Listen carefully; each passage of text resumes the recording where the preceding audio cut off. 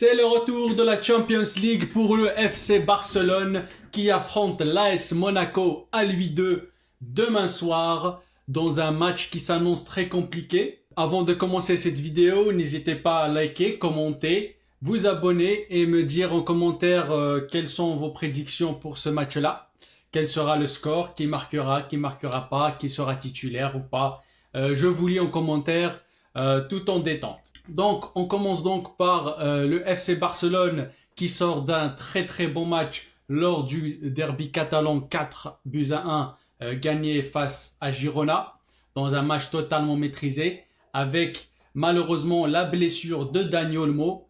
Dani Olmo qui sera absent pour au moins un mois d'après le communiqué officiel du FC Barcelone. Donc, on n'aura pas Dani Olmo demain soir pour le match de Champions League face à Monaco. Mais à noter le retour de Ansu Fati qui sera normalement dans la liste convoquée pour demain soir, ainsi que le retour dans l'entraînement de groupe de Frenkie de Jong et Gavi qui seront, je ne pense pas qu'ils seront présents lors du déplacement de demain, mais c'est bien aussi de les voir dans l'entraînement collectif. Ça donne un petit boost moral pour les supporters ainsi que pour le club et pour les joueurs. L'AS Monaco qui sort d'un match gagné 3-0 face à la Auxerre dans un match totalement maîtrisé, un championnat de Ligue 1.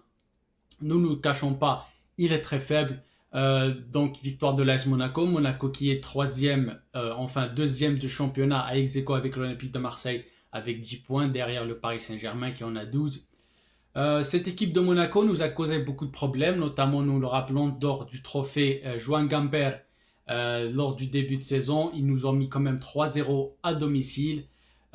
C'était un match complètement raté de la part des hommes d'Hansi Flick, mais on a à cœur de se rattraper lors de ce match officiel de Champions League.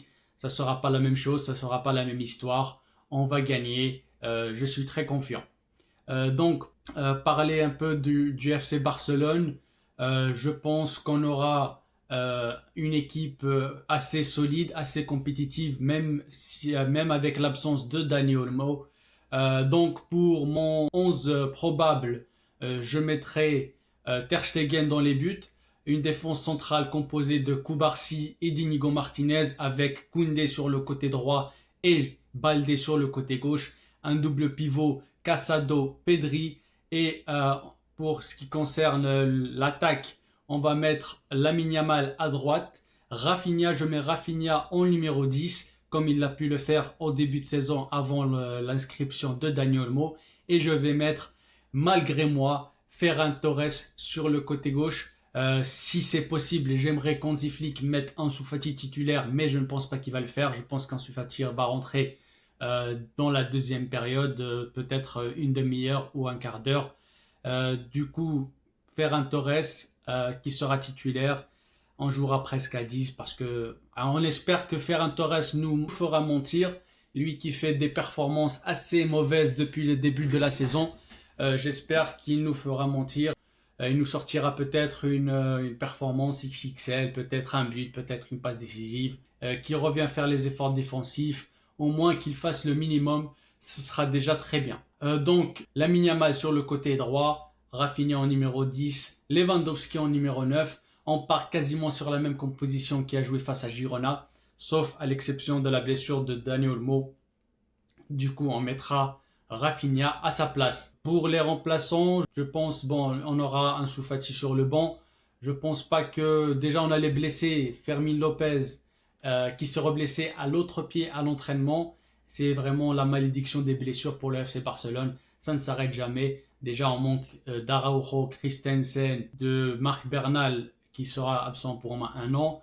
On a le retour de Gavi et de Frenkie de Jong, mais je ne pense pas qu'ils seront titulaires ou qu'ils seront même dans le groupe pour demain. Je pense qu'il est trop tôt pour eux. Donc, on a un petit banc tranquille. On aura Ansu Fati, on aura Eric Garcia, on aura Pau Victor, on aura Pablo Torre et bien d'autres joueurs, Hector Fort et tout ça. Je pense que ce sera un match compliqué. L'AS Monaco, on la connaît pour être une équipe joueuse. Déjà, on l'a vu lors du match contre nous au Trophée Gambert. C'est une équipe qui pose le ballon, elle n'a pas peur de faire le jeu, de faire des passes, de prendre la possession du ballon. Elle n'a pas peur de faire tout ça. C'est une équipe aussi qui sait bien défendre et qui sait partir en contre-attaque avec des joueurs comme Golovin ou encore Mbolo. Pour le match se passera demain soir à 21h heure française à Louis II. Et pour mon petit pronostic, je dirais victoire du FC Barcelone 2 buts à 1.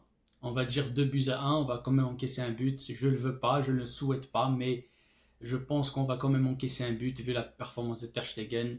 J'espère qu'il nous sortira un beau match. Mais je dis un petit 2-1 pour le FC Barcelone avec un doublé de Lewandowski.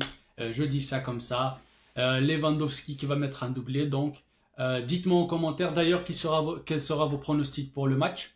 Qui marquera, qui pourra donner une passe décisive. S'il y aura un fait de jeu très important. Donnez-moi ce que vous pensez dites-moi ce que vous pensez de l'AS Monaco. Est-ce que vous vous méfiez? Est-ce que vous pensez que le Barça va faire un match plein? Est-ce qu'il y aura des difficultés? Tout ça, je vous lis en commentaire. Avant de finir cette vidéo, j'aimerais vous demander de vous abonner, de liker, de partager. Ça me permettra de grandir sur YouTube. À la prochaine et visca le Barça!